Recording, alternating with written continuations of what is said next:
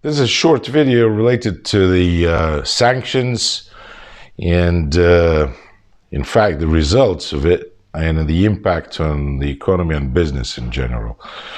So in this video, I'm talking to experts, business people, but in a simple language to be able to deliver the message to anyone else who's out of this game.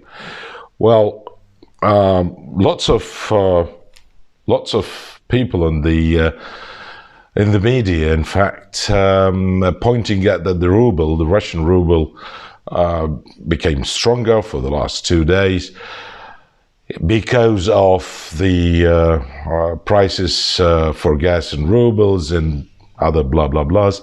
To be honest, it's really far from the truth. The ruble, or the hard currency in general, and particularly euros and dollars, they are not anymore in a free access. You can't buy in the street even, or even change any hard currency. It's not available simply. The exchange offices are closed. The banks, the same thing. For business, it's a bit tricky. So you may find today that the rate is 83 rubles per a dollar, but in fact to get it, the black market could be over 115, maybe 120 rubles. That is the reality. So what the government have done, they pumped, once the West imposed the sanctions and the ruble got really dramatically dropped against the euro and dollar, the Central Bank of Russia pumped a huge amount of currency to the exchange and somehow stabilized the fall of the ruble. Beside to that, simultaneously, of course, there was a decision being taken by the government for any exporter, Russian exporter, all of the revenue in hard currency, but 80% of it need to be changed into rubles once reached Russia. And besides to what I already mentioned, it's hard to access the hard currency, even for trading operations.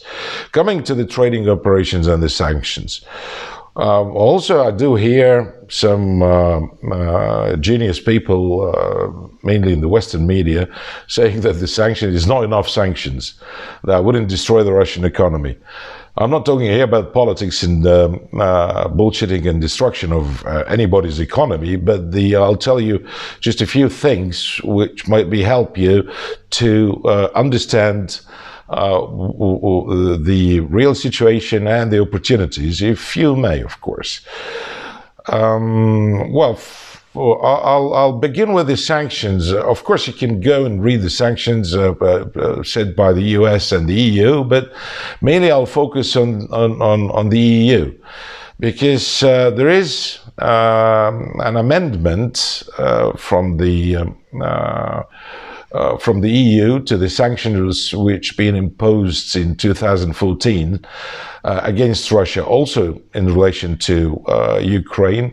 So the new amendment, dated, I believe, 25th last month, straight after the military operation which Russia started in the Ukraine. I did read the restrictions set by the European Council. It's about 145 pages. It's easy to read, to be honest. It's a very interesting book, I got to tell you. What is restricted to reach Russia? You'll find lots of things there, but the key problem caused by this, not the restriction of delivering the goods and services and all what is mentioned there. The northern port, or the main port closer to me here in Moscow, which is St. Petersburg port, is in fact being blocked by these restrictions because no No container shipment is available at the moment because within the European document there is checkings. They must check mainly in Antwerp and in Hamburg, where the container ships are, reloading and uploading, and doing all that difficult logistics operations. It takes ages.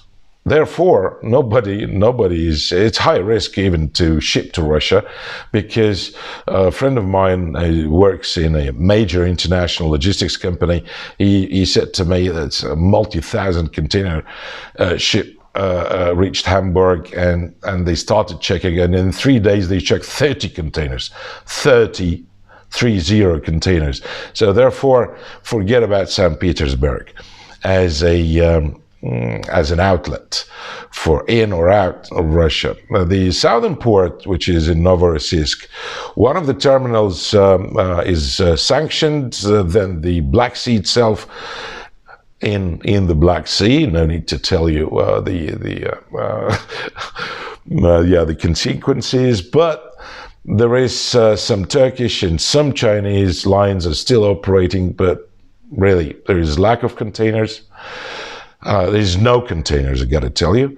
There is, because Maersk and their fellow competitors, Hapag-Lloyd, even the major Chinese container operator, and, well, shipping lines, there is no shipping lines anymore you may reach on this Russian route. On the other hand, so this is on one side, it's just, I'm explaining to you the exactly what's going on. There is, of course, an opportunity to deliver and sell to China and from China or via China using the Russian railway, which is not bad. Also, it's connected to Finland, which is not bad. There was a drop between for a few days between Russia and Finland, but I've heard that it's started to be able to work again. Also Turkey via Georgia, but it's a automotive highway. Well, if you look on the internet, on YouTube, it's not a real highway. The queue there, about 30 kilometers, was a few days ago. I don't know how much, maybe it's more than these days. The transactions, well, there is no transactions to Russia from anywhere. Probably some from the Emirates, but to purchase edible oils, grain, anything from Russia, there is no bank, in fact, willing to transfer $1 to Russia, because of the scoring. I checked this because there is no restrictions, to be honest, in worldwide. There is some banks under the sanctions, but no one said in the US or in the EU or Great Britain that there is no transactions to Russia. There is, but the banks, due to the high scoring, the high risk, and due to the scoring, simply not getting involved into it because it's very high risk.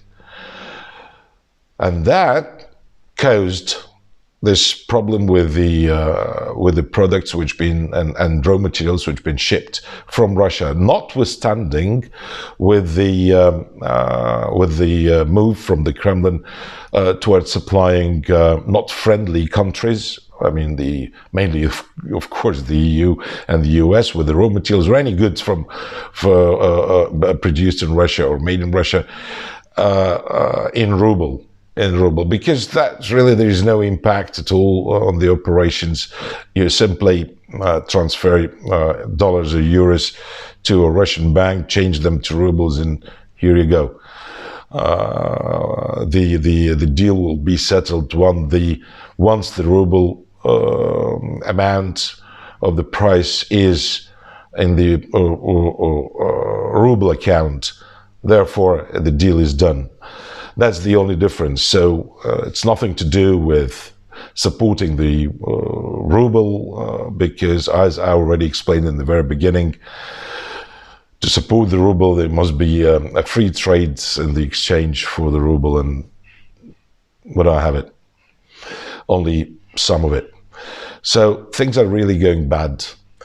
So to whom really involved in politics, among our colleagues, I believe we're all following the politics these days. So there is a collective responsibility which being imposed on the Russian people because of what's going on, because we all suffer. There is no business, simply.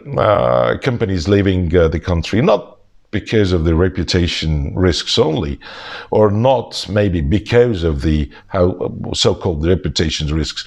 Their logistics is destroyed.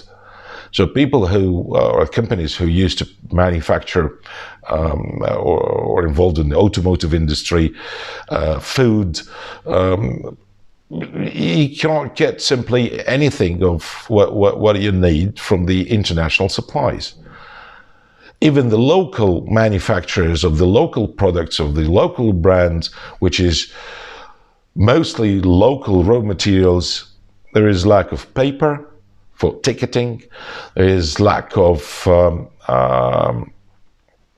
jar heads. You have jars, but you cannot seal them. Carton. There's plenty of interesting things that are going here.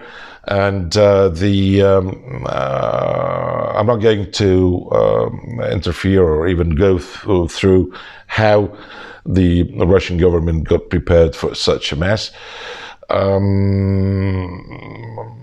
No, I wouldn't say that because I'm still here, and I'm going to still here because there is plenty of opportunities coming again from what I described to you.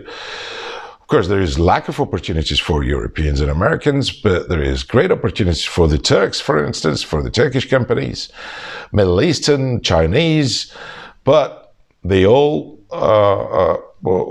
as we know, nobody was prepared for what's going on. In regards to the whether it's going to stay or for how long, I believe for a long time, because for people like us, like half a year is a long time to get bankrupted, to be honest. You know this.